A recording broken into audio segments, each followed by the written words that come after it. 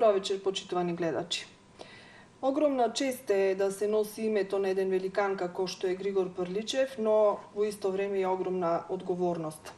Денес ќе зборуваме за основното училиште што го носи токму ова име, а и одговорноста и честа и припаѓа на директорката Ивана Маховска-Шикаловска, веде директор на ова основно училиште од пред 20 дена. Најпрвен ви честитам за ова нова функција и, како што реков, и чест и одговорност. Ви благодарам пред се за поканата, ви благодарам за честитките. Да, одговорност е посебно пред одбележување и чествување на делата на Сердарот да се зборува за ова училиште кое што морам да признам гордо го носи неговото име. Така. Во очи сме на чествувањето на 6 февруари, кога е денот кога се уште еднаш, значи се повторува значењето на ова големо име и на делото на Григор Прличев.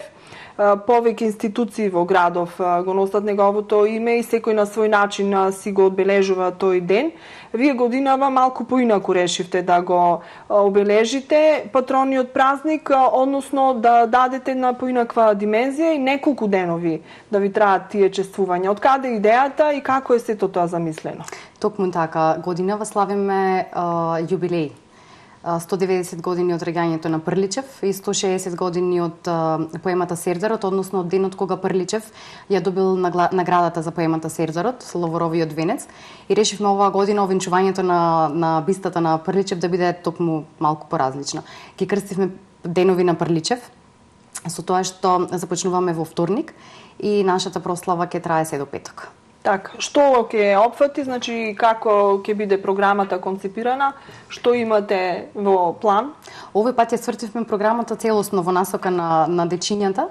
Во вторник се промовира првенчето на една наша ученичка, стихозбирка, и во таа насока ќе се движи и тој целиот ден во промовирање на незината збирка. Во среда ќе имаме отворени часови во двете смени, така што учениците заедно со своите ментори наставници ќе покажат што всушност Прличев како Сердар значи за нив, а и за самото училиште. Во четвртокот е веќе тој церемонијален дел кога се овенчува бистата, кога се положува Ловоровиот венец и се читаат првонаградените творби, и петокот оставаме секојаш да биде спортски ден. Зошто токму вакво чествување се одлучивте еве годинава? Дали годинава е прв пат или други години сте го практикувале? Колку што знам, други години на покласичен начин. Другите години било на покласичен начин со завршна приредба во Домот за култура. Некако годинава, бидејќи е навистина голем и значаен јубилеј, сакавме да се го прославиме дома. Сакавме да се го прославиме токму во нашето училиште, во просториите на нашето училиште, околу бистата, заедно со сите ученици. Така. И реков за еден ваков великан и 3 дена се малку, значи да, има што и како да се пополни и времето и настаните. Дали некој друг е вклучен тука во сите тие, да речам, активности, затоа што знам дека училиштето соработува и со други училишта, збратимени сте со училишта од други градови, дали ќе имате некои гости денови ве?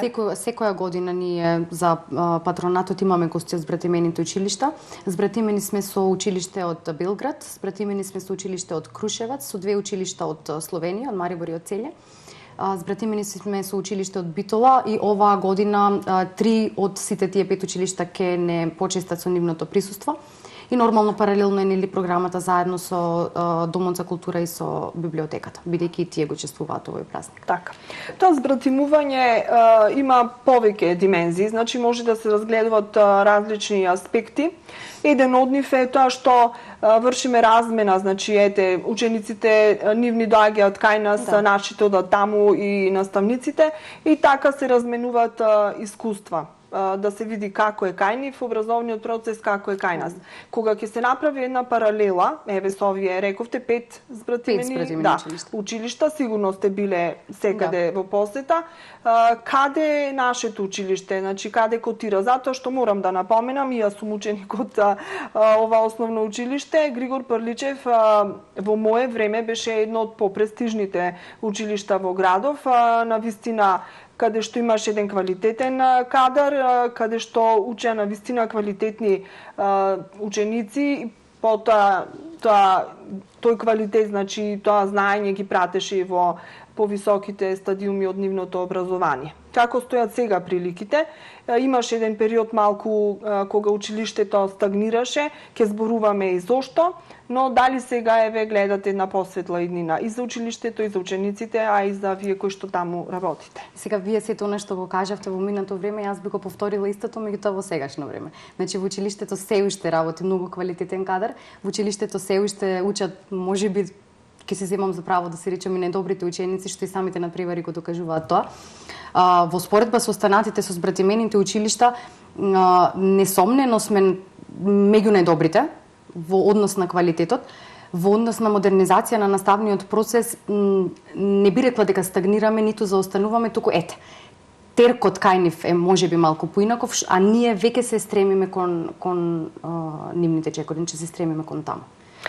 Училиштето Григор Прличев 6 години мака мачеше со еден реален проблем со кој што се соочи не по негова вина, поради склоп на околности, тоа беше блокираната жиросметка. И тоа навистина ве блокираше во се понатаму, што значи развој на училиштето, затоа што сите средства кои што пристигнува на вашата сметка автоматски беа одземени, затоа што имавте спор кој што се водеше долги години поради нерешени имотно-правни односи за еден дел од училишниот двор кој што припаѓаше на приватни лица. Многу локални самоуправи, многу градоначалници се трудеа да го решат овој проблем, како што знае и умеја, но не се најде некој соодветно решение, се до пред Нова година, кога тогаш се белодени дека Ивана Маховска-Шикалеска ќе и веде директор на ова училиште, а излеговте на една пресконференција со една многу убава вест дека одблокирана е сметката на ова училиште. Како се случи сето тоа? Знам дека сите имаме новогодишни желби, но не до толку, да, сигурно е во прашање нешто многу посериозно. Да, токму на 31 декември градоначалникот на општина Охрид, господин Константин Ѓоргиевски, беше во посета на нашето училиште за да ја обелодениме веста дека сметката на Григор Прличев е одблокирана. И тоа е една од најдобрите желби кои што некој може да си ја посака, а истовремено и да му се оствари.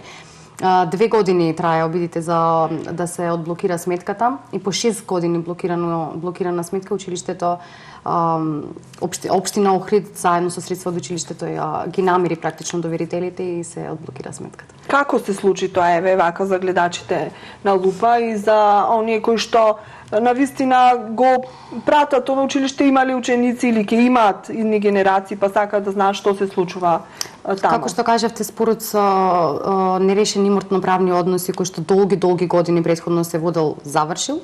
Како што завршил спорот 2013 година, по правосилна извршна пресуда, извршителите почнале да намируваат од страна на сопствената сметка, училиштето се блокирало.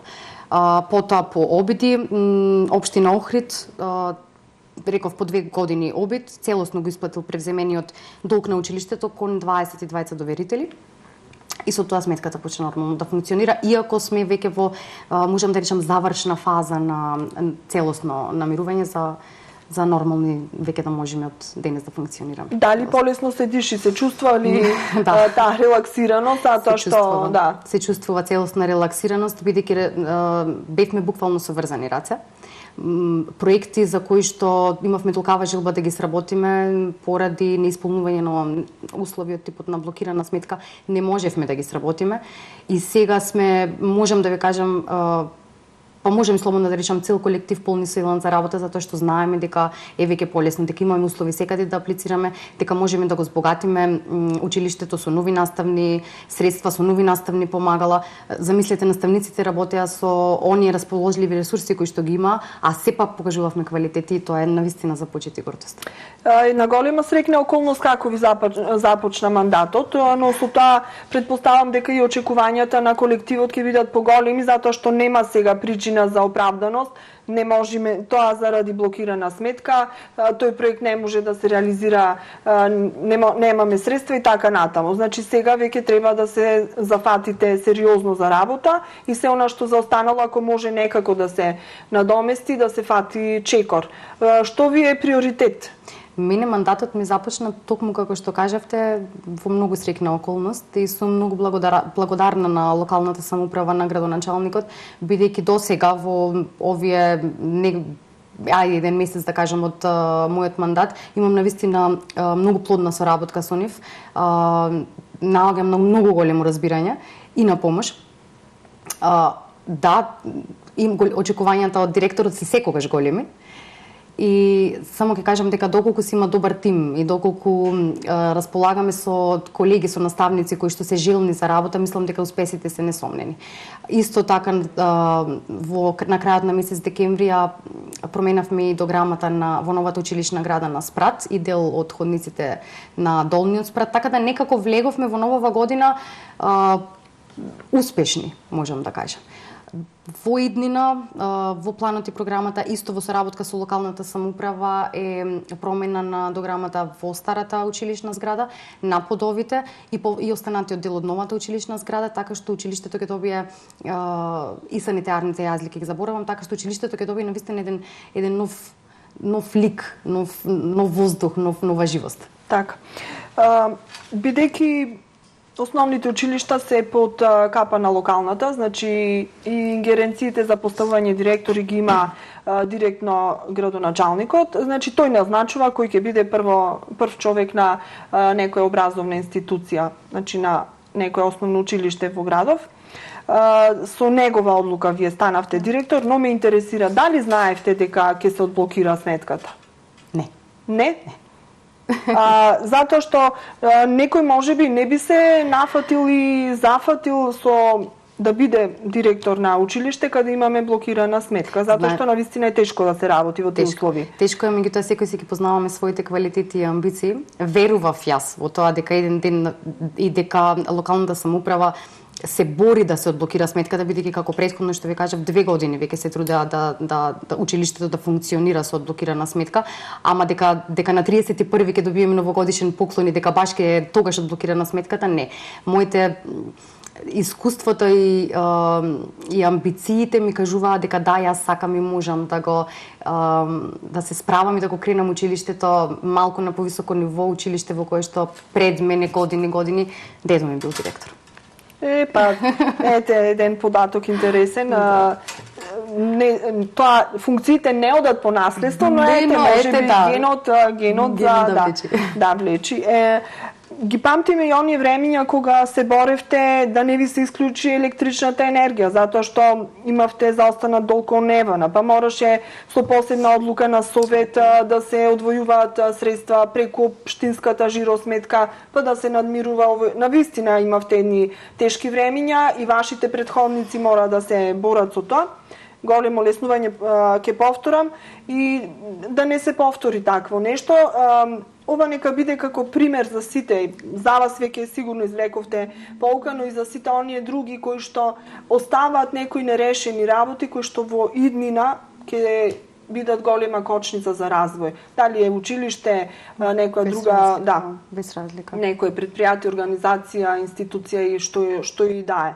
Значи треба работите на време да се решава, затоа што секој задоцнување е многу повеќе не чини. Токму како и претходно што кажав, значи сега се радувам што работам со луѓе и со локална самоуправа која што го ја препознава потребата од квалитетно образование. И не само од квалитетно образование како во смисла на образовен процес, туку од квалитетно место каде што учениците поминуваат, верувајте, половина ден.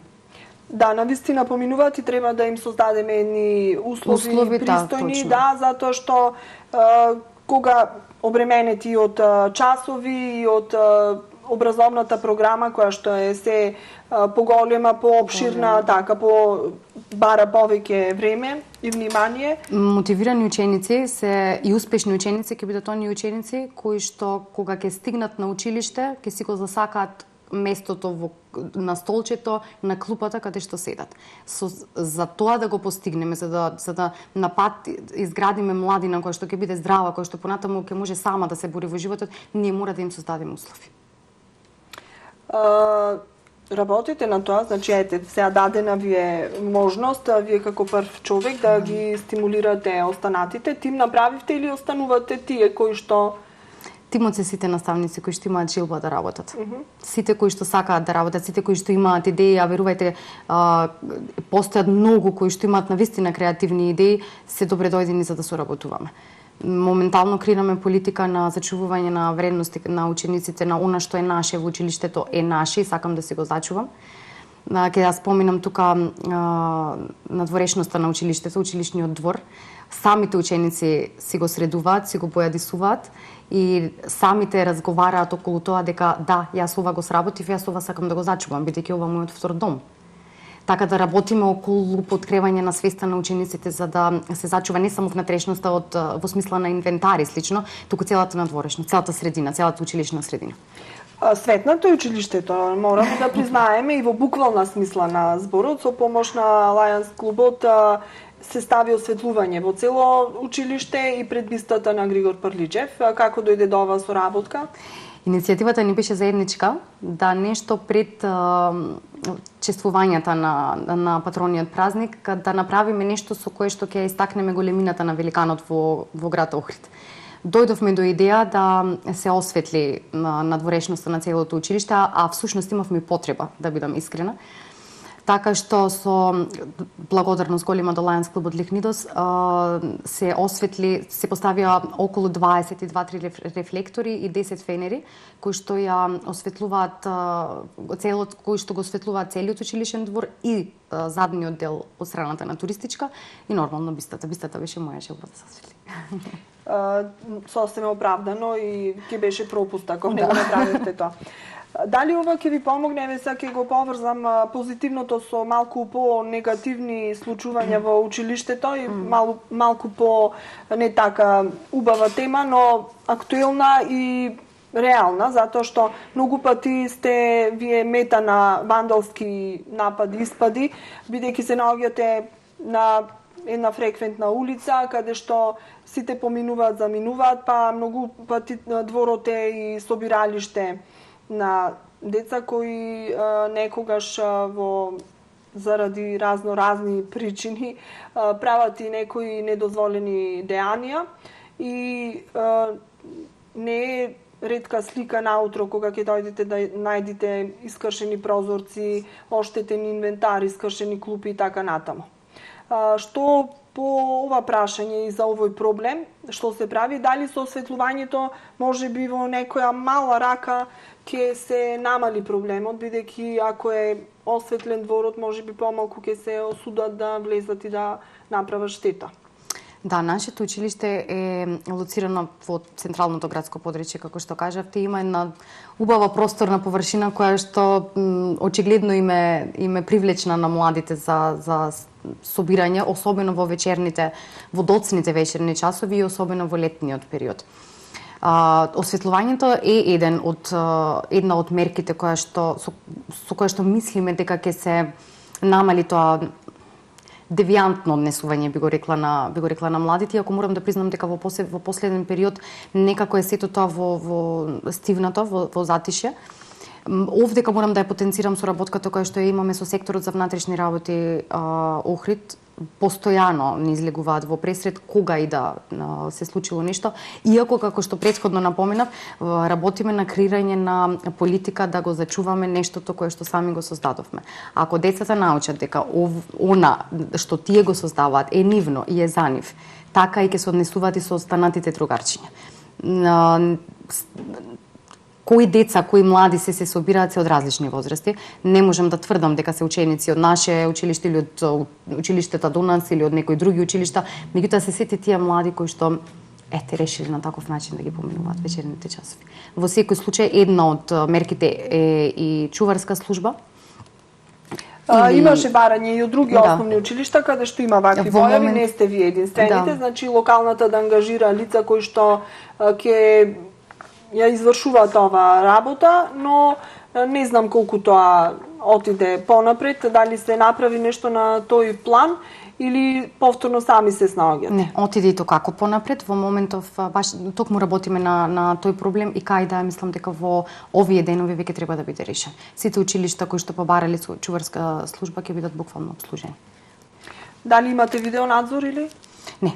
Не? А планирате ли да поставувате? Планирано е, да, планирано е. Тоа е сепак, знаете, во соработка со Советот на родители. Советот на родители на основното училиште ги искажува желбите за видеонадзор или за чуварска служба. Нормално службата и директорот на училиштето е оној кој што одлучува, меѓутоа ние секогаш одлучуваме да им излеземе во пресрет на родителите и децата. Бидејќи за нам ни се децата најважни и нормално нивната сигурност. Без разлика дали е тоа во попладневните часови или во доцните вечерни часови или во утринските часови. Така. Сега уште еден проблем што не ви е оградено училиштето. Некако ви е отворен цел тој простор. Зошто е тоа така? Значи, дали точно се знаат докаде се границите на вашето училиште? Со кој простор вие располагате според планот или тука има некои пропусти, да речам, кои што не ви дозволуваат да ставите ограда? Видите, пропусти, класични и големи пропусти не би рекла, нема. Оградено е училиштето нели од страната на туристичка на Димитар Влахов, можеби така ви изгледа бидејќи нам ни се портите секогаш отворени за да добре дојде. Меѓутоа, еве, и тоа е една од мерките, портите да бидат секогаш затворени со цел училиштето токму да добие една класична ограда за да надворешно изгледа дека да, ова е простор кој што е ограден и во кој што учат деца. Така. Како што рековме, важни се условите во кои што учат, важни се нагледните средства, квалитетот на наставниците, но и безбедноста на учениците е многу важно. Во секој случај. Да. Сите тие услови треба да се исполнат за едно училиште да биде навистина успешно и квалитетно. Години наназад веќе општ проблем е немањето доволно деца, намалениот број на наталитет, што си има подоцна, значи реперкусии врз образовните институции. Како вие котирате на тој план? Намален е сигурно и кај вас, но дали драстично е намален или тука пак во некои рамки? Видете, дозволени. Се движиме во дозволени рамки, не е драстично намален. Еве вака ќе го одговорам прашањето. Иако повторно одиме од фактот дека сме централно градско подречје и не страхуваме од тоа дека нема да имаме ученици. Еве аз ќе се споредам за разлика од јас кога бев основец, кога во клас имавме по 35 ученици, бројот е намален сега до кај 22, 25. Повторно е оптимален број, иако сегашните нови модерни текови на настава и на креирање на час одат кон тоа да што помала група на ученици, то подобра настава и то подобар час. Нам тоа не оди во прилог сега. Так, за сега е таа бројка оптимална, но да не оди само надолу, затоа што тоа подоцна ќе се рефлектира и некои образовни институции ќе мора и да се затворат ако нема деца. Навистина реков дека едно од поголемите, подобрите училишта, како располагате со кадар, затоа што едни си заминуваат, тоа е природен процес, се пензионираат, доаѓаат нови генерации, нов начин на видување на нештата, нови принципи во образованието. Како се снаоѓате на тој план? Сега од оваа позиција, гледајки, се радувам што во нашиот колектив од 84 вработени, вкупно вработени, значи заедно со техничка служба, се радувам што од наставниот кадар голем дел се млади луѓе, млади би рекла на моја возраст, амбициозни за работа, луѓе кои што веќе настапуваат со некоја своја искреирана политика за своја настава и се радувам што учиме од повозрастните. И тоа е, мислам дека една многу важна компонента за еден колектив во едно училиште или во една институција да функционира правилно и нормално и здраво онака како што треба во насока на воспитување на децата. Бидејќи постарите си ја поставиле веќе својата основа и ние би требало помладите да градиме врз таа основа, да не ја менуваме. И токму тоа го правиме во нашето училиште. Многу често се спомнуваат меѓучовечките односи во еден колектив. Ако тука не функционира како што треба, тоа се рефлектира и врз другите сегменти. Овде во никој случај не смееме да дозволиме да има такво нешто, бидејќи ќе се рефлектира директно врз децата, врз процесот на образование и така натаму. Видете, здраво е во еден колектив да има секогаш луѓе кои што различно ќе размислуваат, бидејќи само така може да се створи еден продуктивен разговор од кој што би се извлекла некаква поука, пак во насока на доброто на децата. И нормално е да имаме и такви, меѓутоа добро е што комуникацијата е сепак сведена на едно исто ниво, ние имаме исти интереси. Повторно, ќе се повторам, воспитување на децата, правилен пат, покажување на правилен пат кон децата. Дали наидовте на некакви предрасуди од некои колеги што токму вие сте директор во ова училиште, а таму сте колку 8 години? 9 година ете. Сте од помладата генерација. Да. Дали почувствувавте? Не, напротив, почувствував колеги кои што знам, сигурна сум дека ми посакуваат добро и кои што сакат да работат со мене, а тоа се повозрастните. И тоа многу ме радува. Ќе се навратам наназад поради она што го кажав дека од нив баш токму и треба да учиме. Верувам дека има и некои кои што не размислуваат исто како мене, ама во колективот 80 луѓе нормално е се. И знаете како тоа сето може да се надмине и да се докаже спротивното? Само со успех и само со работа. Со работа.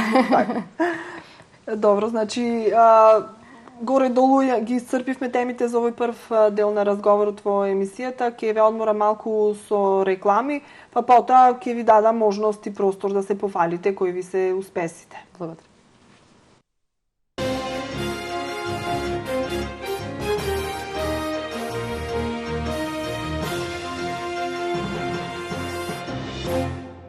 Вашите омилени зрнести и јаткасти производи, сушено овоше и здрава храна од брендот Бако, од сега и во струга.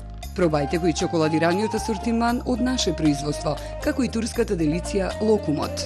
Освен во нашите продавници, дел од палетата производи на Бако можете да најдете во маркетите Миса, Нето и Гега. Бако не само што ги прави нештата на вистински начин, туку ги прави вистинските нешта. Вкус што не се заборава.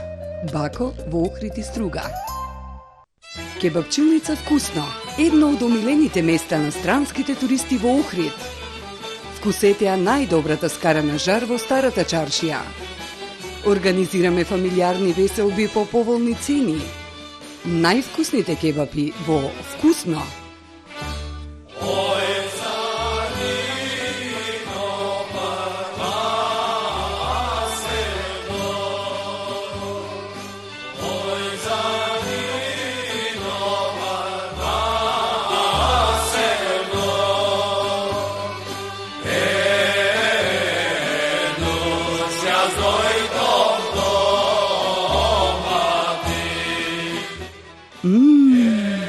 Вкусно.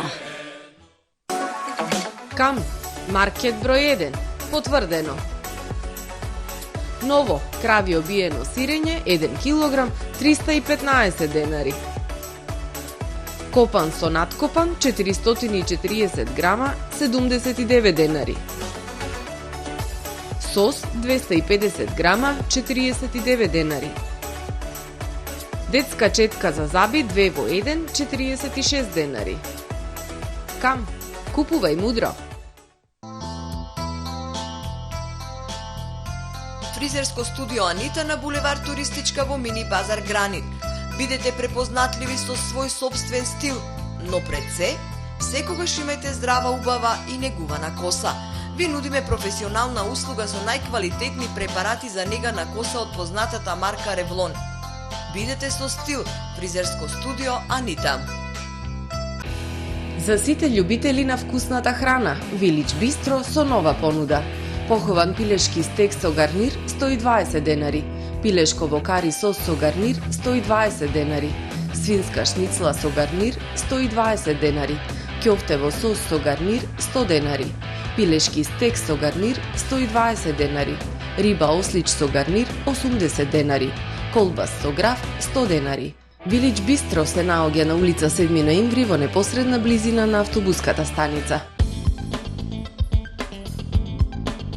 Лажна вест или фейк ньюс е неточно или лажно информирање. Вест која содржи невистинити податоци, настани или изјави комбинирани со факти, за да се создаде впечаток на вистинитост, што се пласира со штетна намера или за да привлече големо внимание во јавноста. Лажната вест се шири многу брзо, преку социјалните мрежи и порталите. Понекогаш, на лажни вести наседнуваат и ги пренесуваат и професионални медиуми. Лажните вести имаат за цел преку дезинформации да манипулираат со граѓаните и затоа се штетни за демократијата. Биди фраер, мисли со своја глава. Секогаш провери го, изворот што ја објавува или споделува информацијата, авторот, полно име и презиме, назив или линк до медиумот од каде што е преземена, фотографиите и видеата со кои е пропратен текстот, датумот на веста. Гледај, читај, слушај и мисли со своја глава. Едукација за медиумска писменост.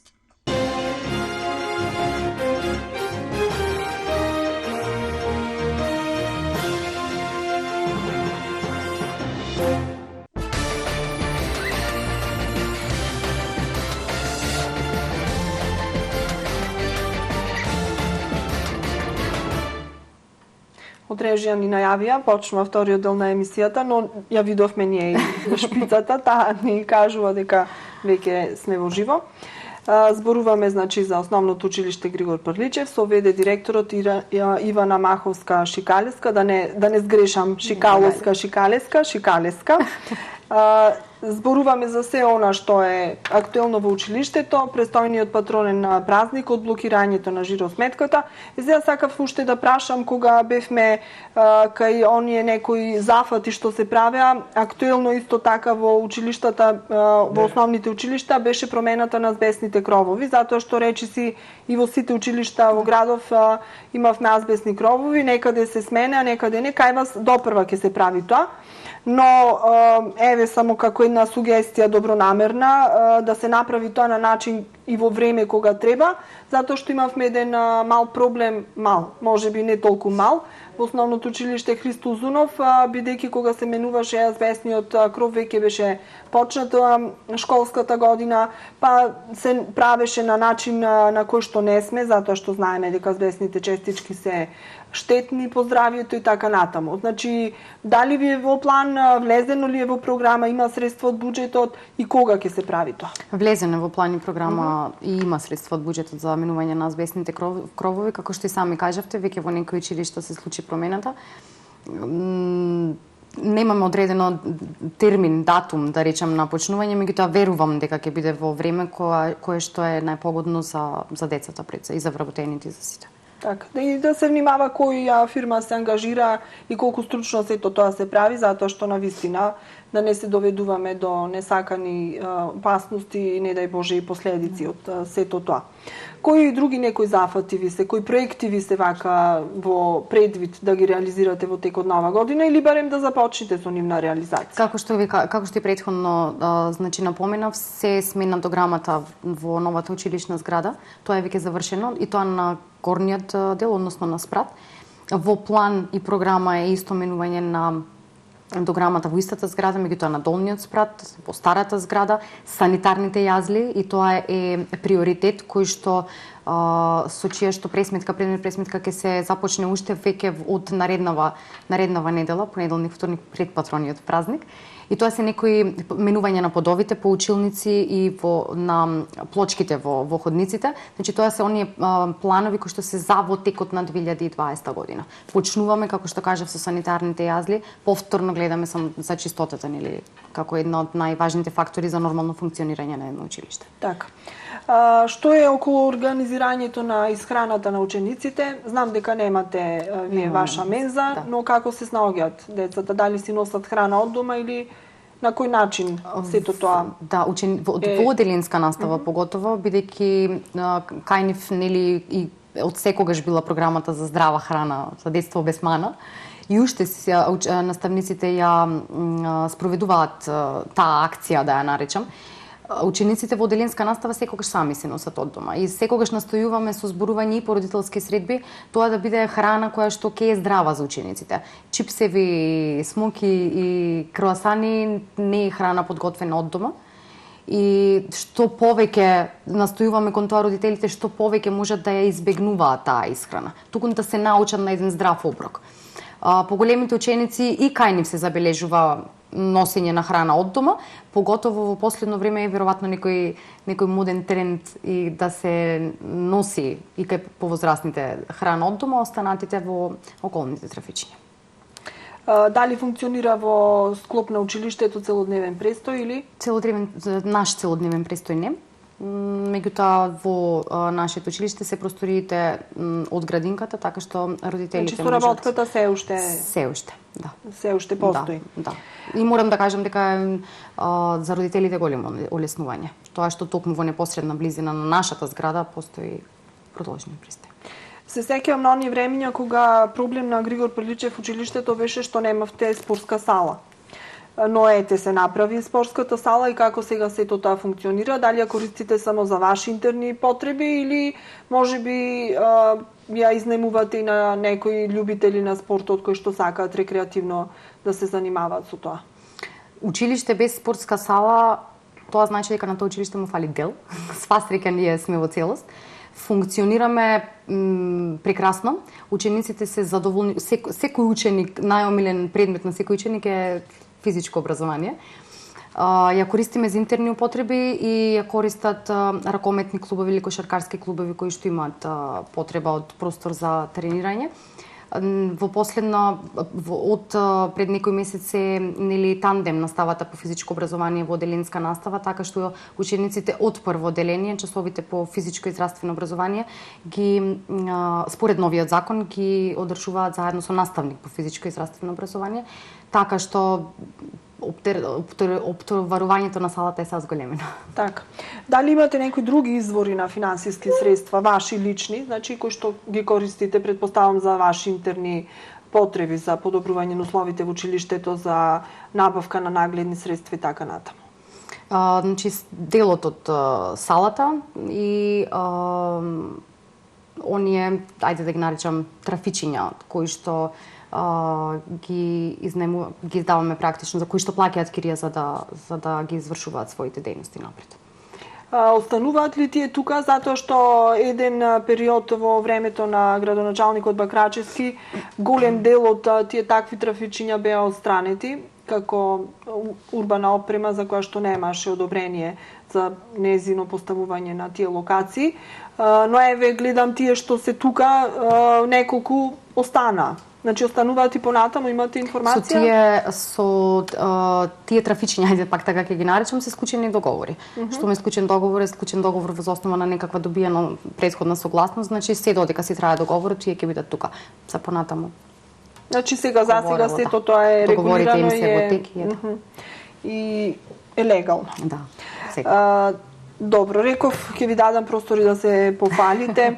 Секој училиште има интенција да на некој начин и да се надпреварува во знаење и да покаже, докаже докаде учениците па и наставниците стигнале во совладување на материјата и не само на материјата и нешто повеќе. Еве кои надпревари би ги издвоиле во досегашниот поминат период од ова учебна година, на што понатаму планирате да учествувате и што понатаму со тие ученици кои што се наградувани? Дали затоа што знам ученици кои што навистина сакаат, имаат желба да учествуваат на надпревари. А знам и родители кои што имаат доста веќе со тие надпревари, тоа ти е само губење време. Дали навистина е тоа така и како да ги стимулираме децата да учествуваат на надпреварите, а тие понатаму да влегуваат во нешто, значи да имаат некакви бенефиции од сето тоа? Пака, прво за текот на одржување на надпреварите допрва почнуваат, можам да речам па и по сите предмети. Да, им следи напорен период на учениците, на оние ученици кои што сакаат да се истакнат, бидејќи имаме ученици во нашето училиште кои што верувајте одат на 2, 3, 4 надпревари и ученици кои што освојуваат места на тие надпревари. Морам да се пофалам со фактот дека несомнено ги држиме првите места на општинско, регионално и државно ниво. Можам да кажам за надпреварите по германски јазик. Западниот регион, односно нашето училиште конкретно е секогаш на врвот на државно ниво. Имавме ученичка која што беше олимпијка и која што беше во Дубај. заедно со тим од останати 5 ученици од цела држава. Учениците треба да се мотивирани од две страни. Една е работата со наставникот, со професорот по конкретниот предмет во училиштето, друга е работата со родителот дома. Доколку едната страна за мотивација не функционира, детето нема да биде целосно. Сега зошто да се мотивира? Замислете, вие имате дете кое што располага со знаење надпросечна интелигенција или со знаење сконцентрирано во тоа мало главче, тоа мало мозоче и тоа знаење мора да го покаже некаде. Кај нас е ставот дека надпреварите се организираат за доброто на децата и за децата да може да се ги покажат своите квалитети. Не зборуваме за наградите, колку се тие наградувани, дали се наградувани. Ајде пак ќе се вратам конкретно еве за надпреварите по германски јазик. Наградата им е стипендија во Германија 3 недели, што не е и мала за изучување на германскиот јазик. Меѓутоа сите надпревари, сите здруженија некако ги мотивираат учениците со пригодни награди. Сега, она што недостасува е повторно ќе се навратам мотивацијата од двете страни. Нашиот кадар наставниците по сите основни училишта работат пред надпревари со учениците и секој искусен наставник го детектира ученикот дека е добар за надпревар или дека има индикации за да биде успешен на некој надпревар од самиот почеток на годината. И не дека ние само тие недела, 2-3 пред надпреварот работиме со учениците. Не, туку тоа е еден континуиран процес кој што започнува од самиот почеток од септември и тера се до крај, се до самото одржување на надпревар. Го споменавте германскиот јазик и сосема разбирливо, вие сте професор по германски јазик, тоа ви е фах и слаба точка. Да. Функцијата е минлива, тоа останува. Но тоа ме иницира да ве прашам, зошто замре германската паралелка, бидејќи едно време Григор Прличев беше препознатлив и по таа паралелка, само кај вас во вашето училиште функционираше паралелка на германски јазик, така барем некако германска паралелка. Германска паралелка, да, така тоа меѓу граѓаните народски беше кажано. Што се случи со тој проект? Пред 10 години токму годинава нашето училиште има уште еден јубилеј, 10 години партнер училиште на Гете институт. И годинава ќе се подпишува годинава повторно меморандумот за соработка со Гете институт. Без разлика што замрел проектот од прво до петто одделение, обратно ќе одговорам, без разлика што замрел проектот, ние се уште остануваме едно од трите партнер училишта во Република Македонија на Гете институт со сите тие поволности кои што ги имаме како партнер училиште. И што тоа значи конкретно? Конкретно, обуки за наставници не само со фази на присуство во Скопје, во нашата држава, но и во Германија и во земјите во околината. Значи онлайн обуки кон кои што се цели во моментов за успешна настава по странски јазик. Учениците секоја година 9 одделенците имаат бесплатен курс од 3 месеци. Избраните 10, да речам, бесплатен курс од 3 месеци за изучување на германскиот јазик овдека во нашиот град и можност потоа за да полагаат за добивање на сертификат кој што е меѓународно признат и потоа недобрите двајца заминуваат повторно во Германија. Нагледни средства од типот на техника, книги и сите оние техники, методи склопени во пакети кои што ни се потребни за да работиме со учениците, една модерна настава. Проектот замре во нашето училиште и во неколку училишта во Републиката, бидејќи проектни училишта се од Гете институт се околу 12 поради тоа што со Министерството за образование и наука пред известно време не наидовме на разбирање. Јас се надевам дека сега со повторни обиди заедно со Гете институтот и германската амбасада ќе ја вратиме паралелката повторно. А имаш интерес? Интересот беше енормен. Ние имавме за жал само една паралелка од максимумот ученици според законската регулатива колку што ни дозволува да има една паралелка, а имавме ученици за да формираме 3 паралелки. А тоа значи дека од прво одделение почнува со изучување на германски. Од прво почнува јазик. како втор странски јазик покрај англискиот, значи паралелно изучува. Меѓутоа англискиот беше со по 2 часа, германски беше со по 1 час. Од трето одделение и германски јазик се изучуваше со 2 часа. Една генерација таква заврши пред една година, учениците завршија со познавање на B1 ниво на германски јазик. B1 плюс дури некои. И од таа генерација, да речем, излегоа најдобрите стипендисти. Значи не е рана возраст, од тогаш негде околу 6-7 години да се започне со изучување на странски јазик? Знаете како, скептици беа родителите. Многу имаше родители кои што да, сакам, убеден сум во капацитетот на моето дете, ама имаше родители кои што потполно ги разбиравме, кои што се плашеа бидејќи 2 странски јазици и 1 мајчин јазик. Ама во мозокот на едно дете паралелно се развиваат странските јазици мимо настрана од мајчиниот јазик. Мајчиниот јазик е вроден јазик, овие два се стекнати. И како што имаат простор за англискиот јазик, народски да се изразам, како што има простор за еден јазик, доколку се употребуваат правилните методи, може да се изучува и уште еден странски јазик. Од страна на Гете институт бевме токму обучувани за работа со мали деца. Колку имате нагледни средства, ги споменавте во неколку наврати, и морам да потенцирам дека со воведувањето на Кембридж програмата се зголеми потребата од вакви средства, значи колку располагате со истите и каде треба нешто да се надополни, што вие вака приоритетно. И самите знаете, како што и самите кажавте, дека поради блокираната сметка не можевме постојано да снабдуваме нови нагледни средства. Морам да кажам дека голем број од колегите на кои што им беа потребни ги користеа сопствените средства за да се снабдат. Може би јазичарите, значи наставниците по странски јазик се снабдени, бидејќи сме поддржани секогаш германците од страна на Гете институт, British Council, останатите, може би природните науки. Природните науки, бидејќи тука се и ресурси потрошни.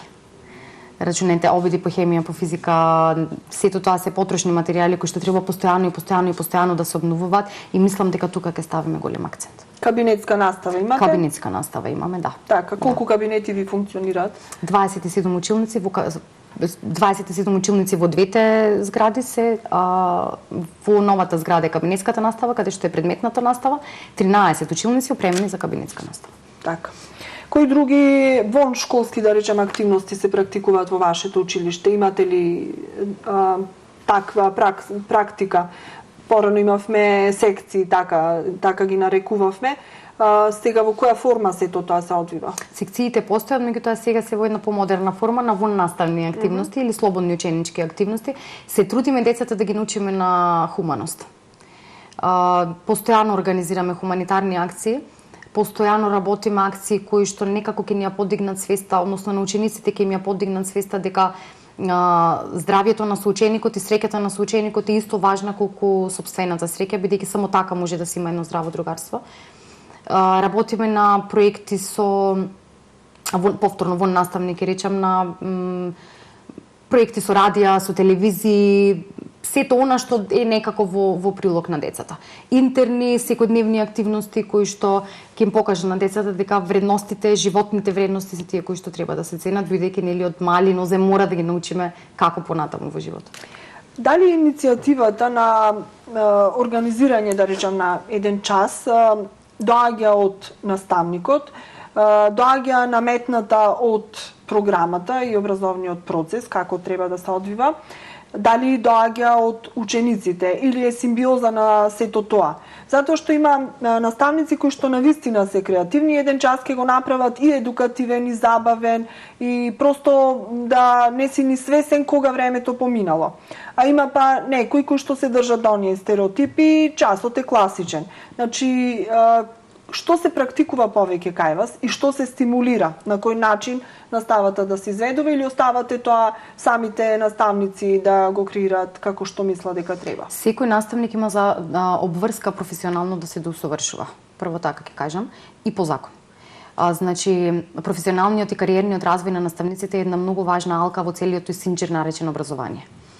Наставниците се должни да ги следат модерните теркови на наставата и се должни на ученикот да му представат настава која што ќе биде најлесно восприемлива за него. Сега. Најлесно восприемлива за ученикот. Дали тоа значи дека ќе биде креативна низ игра, дали тоа програмата која што ни е пропишана од Биро за развој од Министерството за образование го дозволуваат тоа. Тоа е сепак во одлука на наставникот. Меѓутоа, во преден план се става групата на деца со која што наставникот работи.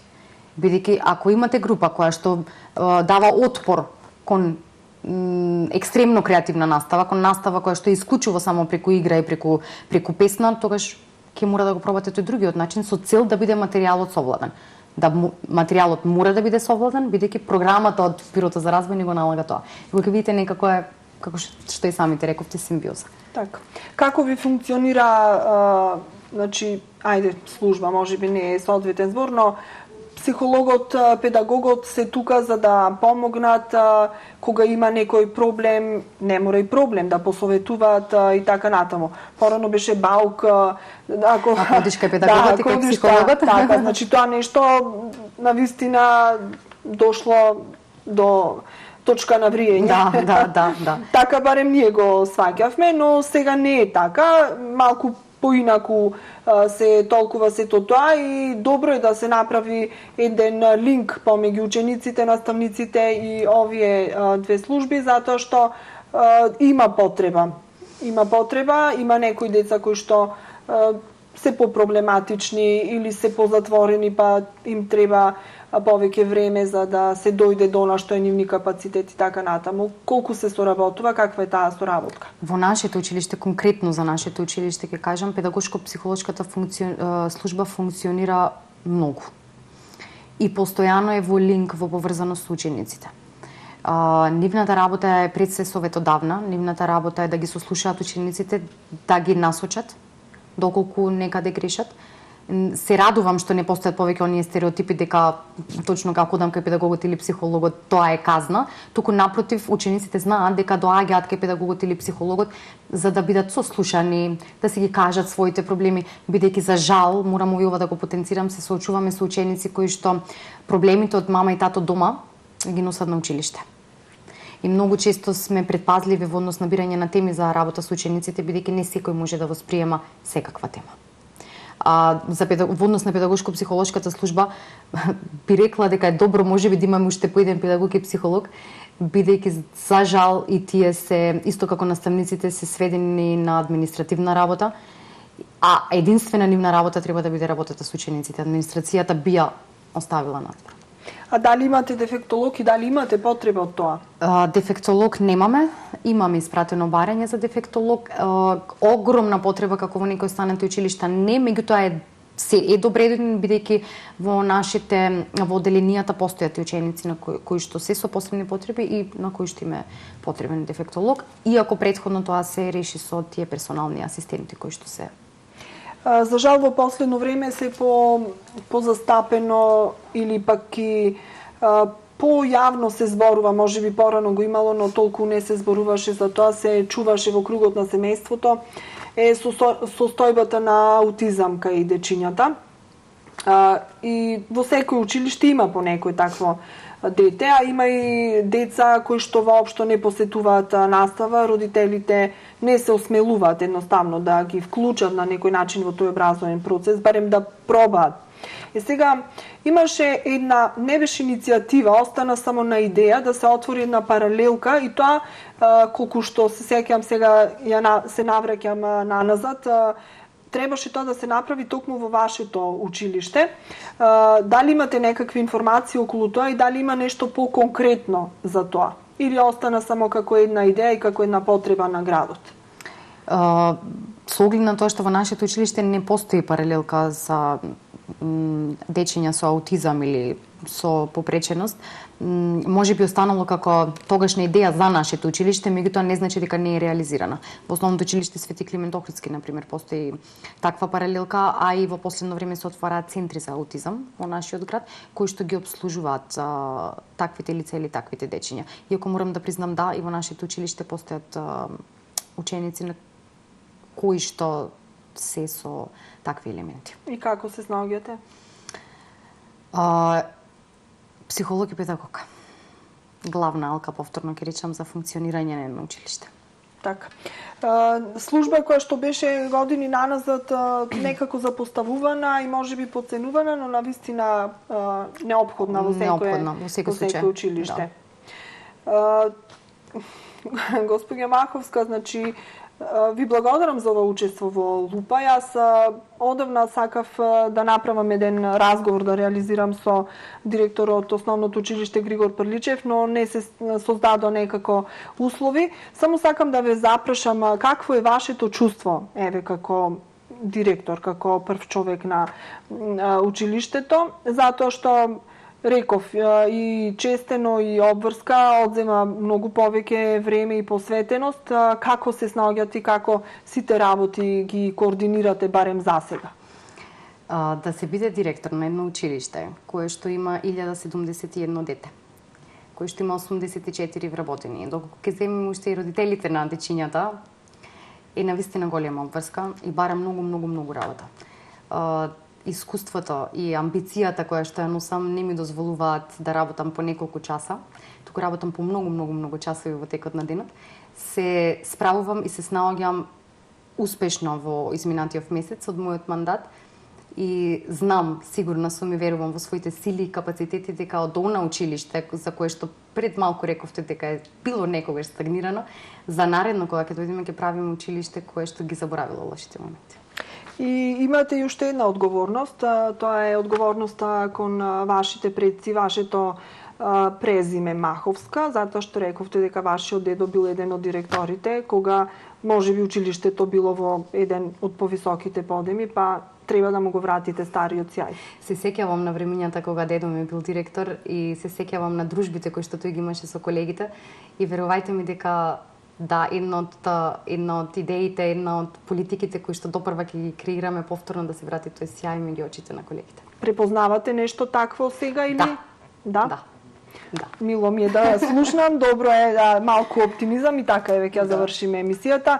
Пред време ви го честитам патрониот празник, да ви поминат честувањата така убаво и свечено како што доликува и до повторно некое видување со некои ваши успеси и како директор и успеси на самото училиште. Ви благодарам што одвоивте време токму пред чествувањето на патрониот празник да не поканите, да разговараме за едно од најстарите училишта. Срдечно ви поканувам па да се видиме на Искрено направив напор затоа што ви значеше тоа, имав и други некои договори за гостувања, но ете тие малку ги поместив за подоцна. Најдовме заедничко време. Да, најдовме заедничко време. На општо задоволство. Благодарам. Благодарам.